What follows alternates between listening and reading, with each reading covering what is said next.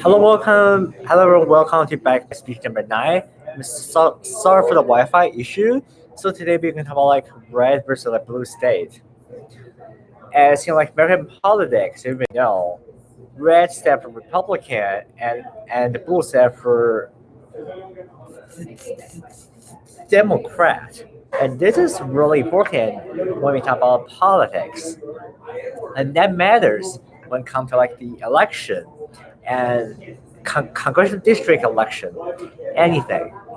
But no, there are some heavily Democratic states like California, Oregon, New York. There are some say in like New England or Pacific Northwest. They're heavily Democratic state.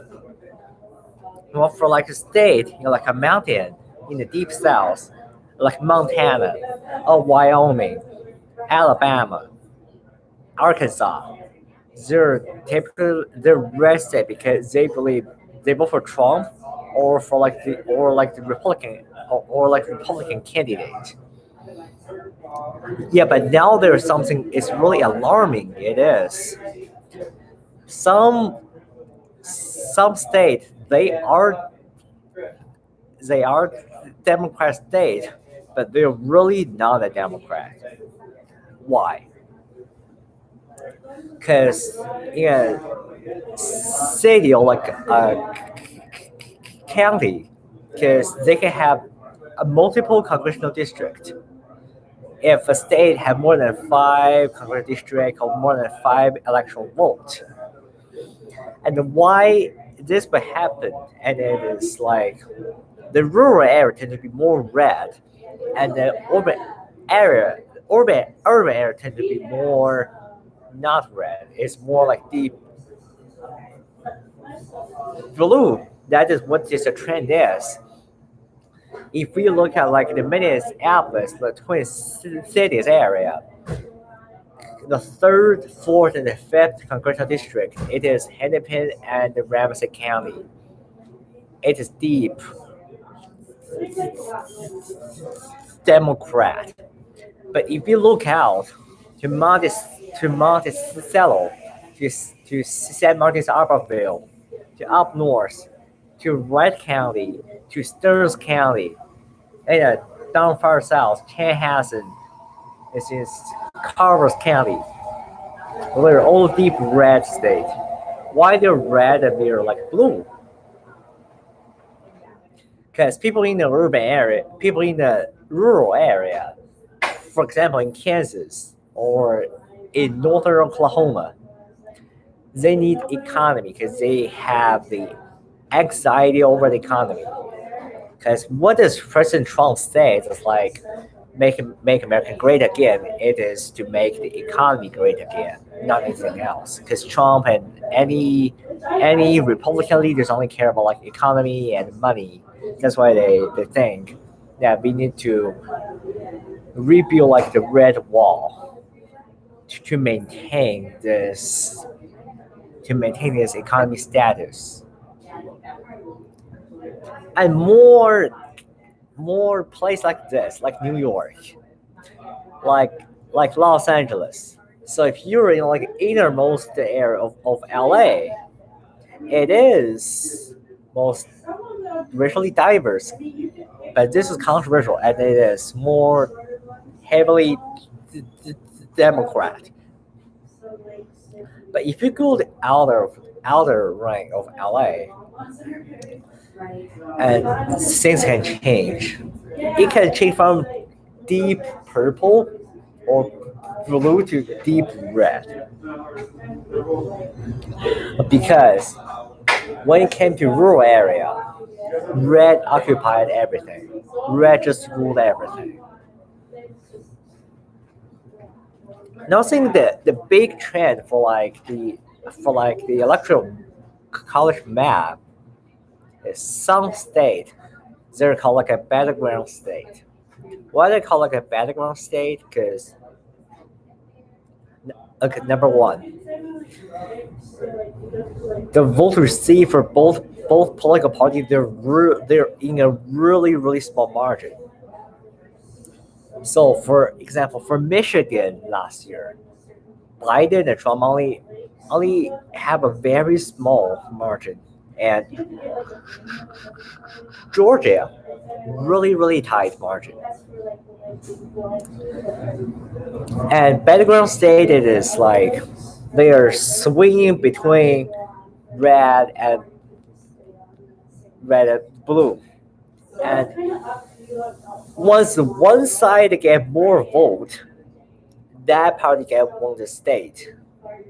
That is when we call it a controversial state, the battleground, because there are chance that they need to recount the vote, because of President Trump sometimes just to think that the election it is full of fraud because it's stolen because he did not win the election. That's what happened. And for now, now what we think from the red at the right at the hello, this thing it is we need to convince people in the urban area to maintain like the heavily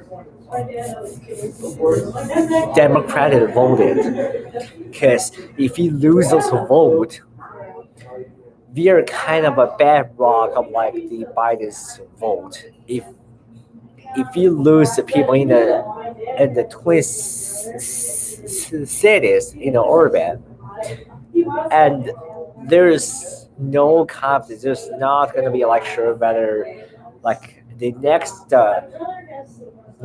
candidate over Biden will be won. Here's the thing: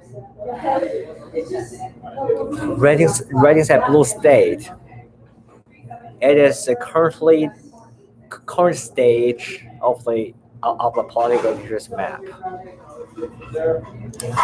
Rural people doesn't care diversity, doesn't care about like healthcare, but it is just a rough estimate. But some rules say like Wyoming, Idaho, Montana, South Dakota. There people just care about like, economy. We want a good economy. Because economy it is what makes America great. They don't care about like education, and they don't care about like healthcare, housing, whatever thing else that we would care. And if you look at and if you search like a ranking of like education, and you will see like most of like a red state ranking toward the bottom when it comes to education. And for like a state like Montana, Idaho, some states that don't have really good school because like seriously just don't care about education because they just think as long as I maintain like a good farm, a high yield, a harvest, a high income, that's it. That's our goal. That is a victory. But whatever like it,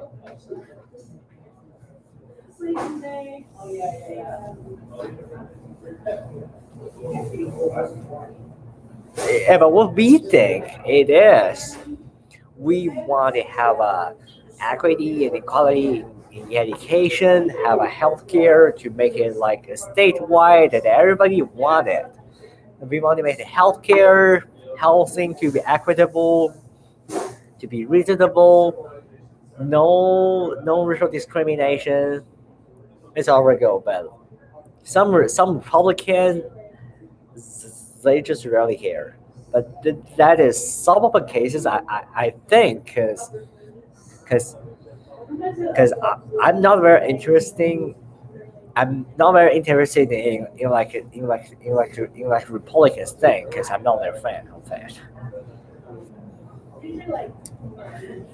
And then I want to talk.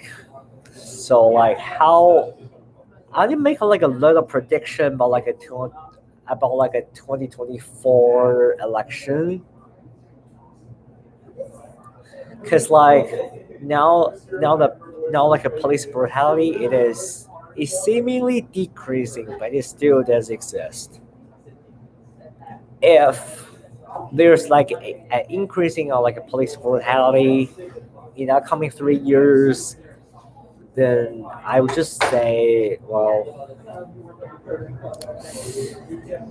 yeah, it is hard to predict for a presidential election unless there's like a very populated county. It's like Hennepin County in, in Minnesota, Los Angeles County in California, or King County in Washington, or Queens County in New York. Those county, or Cook County in Illinois. If they have like a major changing, if if they majorly swing from Biden to Trump, or who is whatever next candidate is, and I can tell that the Republican candidate will win back the next election.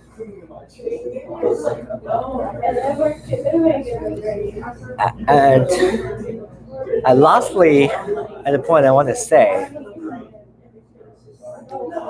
no matter what state you're in, no matter you're in like Oklahoma, Texas, Arkansas, North Carolina, or New York, or California, always to think there's no hate is here. Hate has no home here, and equality and equity is always here. There's no room for hate, no room for mean people to be here. Okay, I will make American peace again. Make America to make America to be loved again. This is my goal. Thank you. This is my speech for number 9, and my number 10 speech will be start at 4 p.m., which is in 10 minutes. Thank you for everybody for coming to my speech.